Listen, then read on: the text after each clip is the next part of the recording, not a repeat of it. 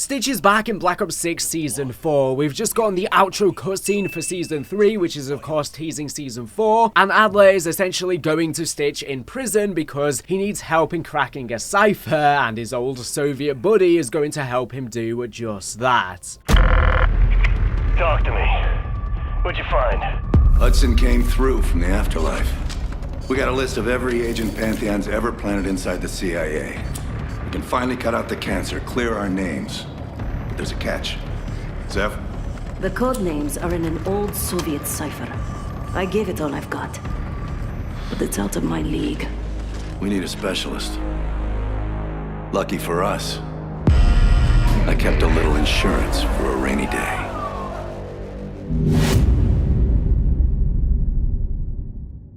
Literally everyone lives in this goddamn storyline. Alex, Graves, Viktor Zakhaev. The list goes on and on and on. Everybody lives! There's no canon anymore, there's no respect for the prior storytelling, and it makes me sad. I'm really excited to see Stitch back, because I think the Black Ops 6 post-launch story has been relatively boring so far, as well as the campaign was relatively boring, the Pantheon, the French Syndicate have been boring, so it makes sense that they would go back to what worked before. I'm just getting sick and tired, though, that no one dies in this storyline. Why on earth should we be emotionally connected to any of these characters if they're all just going to end up living? The Black Ops Cold War post-launch story was so solid. Black Ops 6 is not living up to the hype at all narratively wise. Now Stitch is being held in Camp Zeta in Iceland. We can see the date, which is probably the date that he was put in prison, as 08/14/1986. His number is 45, his ID is 001447779. Victor Stitch Kuzmin. Adler kept him alive to keep him safe for a rainy day, in this case because the rogue Black Ops agents are being implicated in affiliation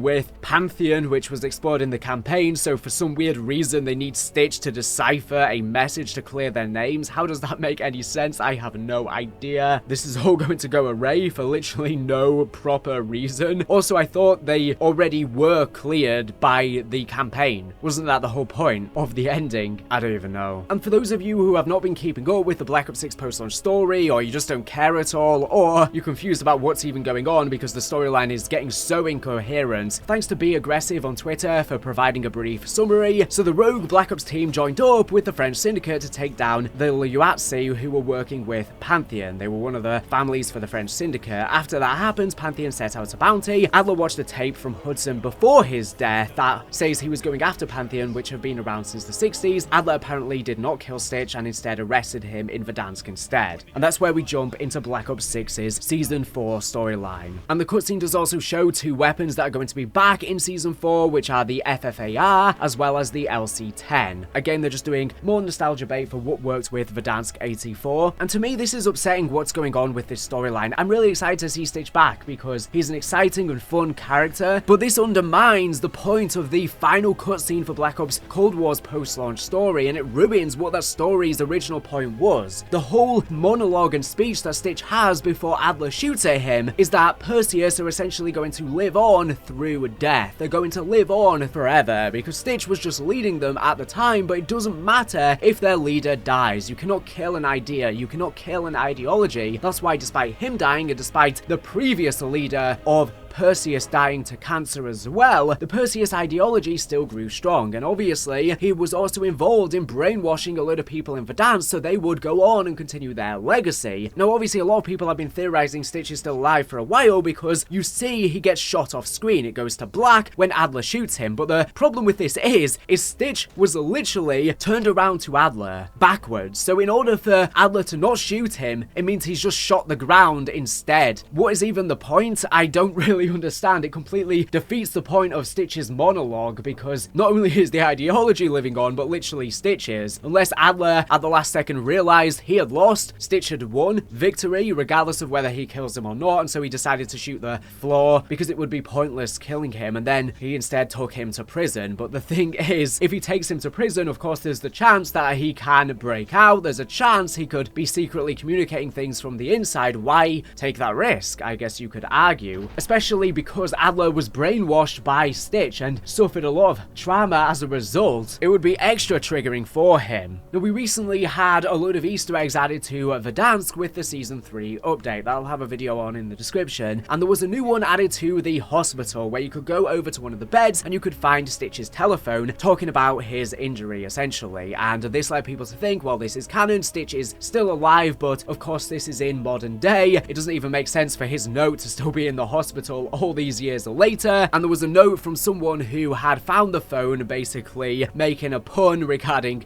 Stitch being stitched up and making a joke about how it's so easy and he understands about the struggles of losing place of your phone. But why would his phone remain in the hospital for literally 20 odd years? So when I saw that, I just took this as a bit of a gag, a reference to the old history of Verdansk, because there's many other Easter eggs, such as they say that the nuke never went off because it was missing a screw, and I was taking all of these things as not being canon, them just being jokes and gags to the history of Verdansk. But it turns out Stitch is actually still alive, and the reason why this is upsetting is because we've had them bring characters back in the past to sell microtransactions, and that's been the only purpose, and they have been non-canon. For example, we've just had Hudson back, but they didn't bring him back from the dead. He is an operator, yes, but the recorded message in the cutscene is from before his death, or when we had So back before, a game that season took place before his death. But this time it's different, and honestly I thought Stitch would return as either being a non-canon thing or it would be set again before he actually returns. But no, he's actually a central part to the storyline, and I don't really know what to think about this. Like I said, it really is a shame to me. And the cutscene takes place December 15th, 1991, so that's when he's alive. The beginning starts off in a rogue team hideout on the outskirts of Avalon, and there's a bunch of documents and images laid out all over where we see the returning guns, and we see Adler sort of planning to then go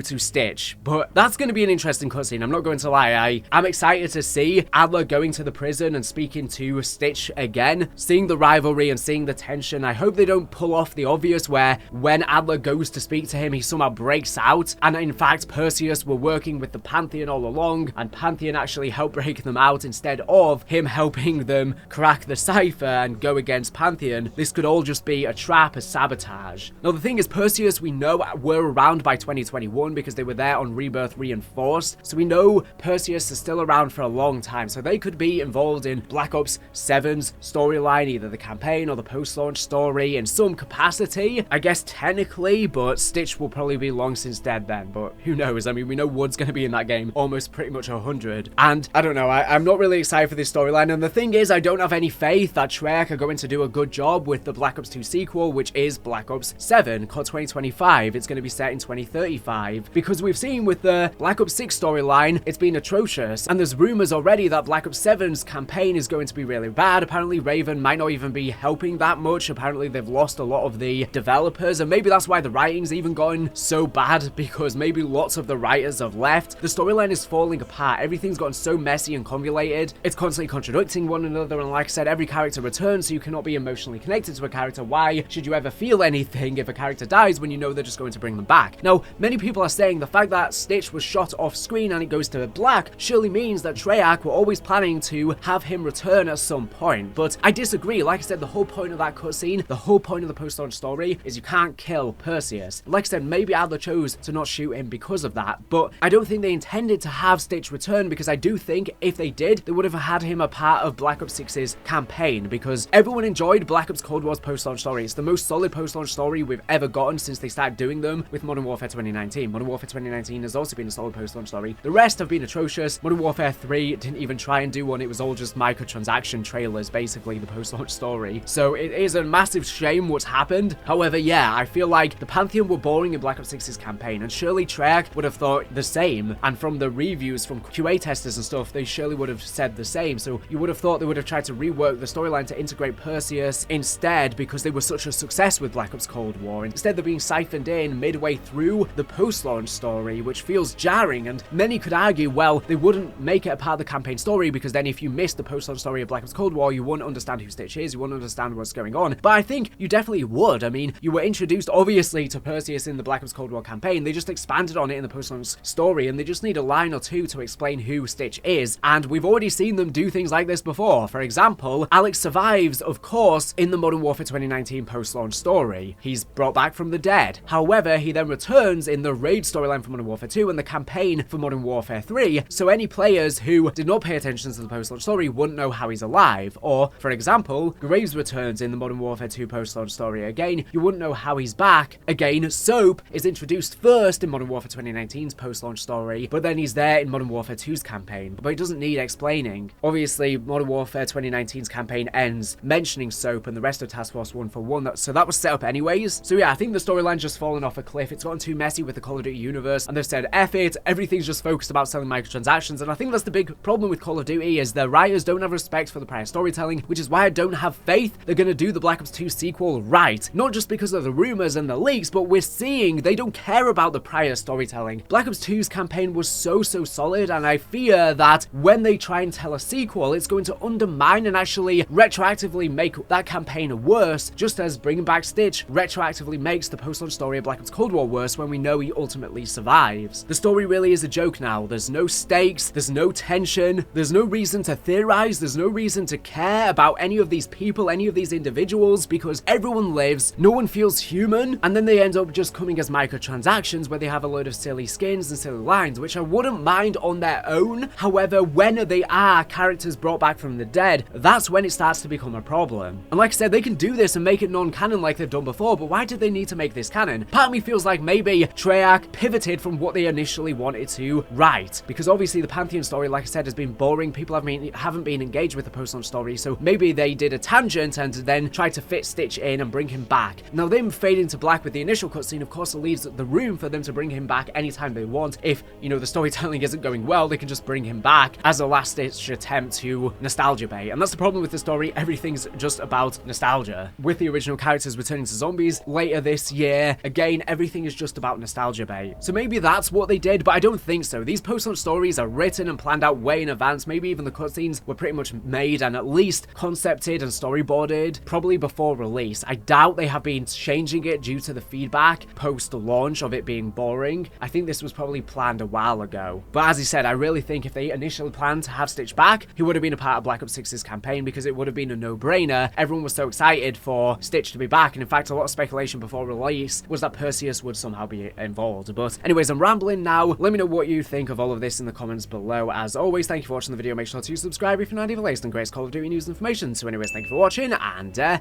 bye.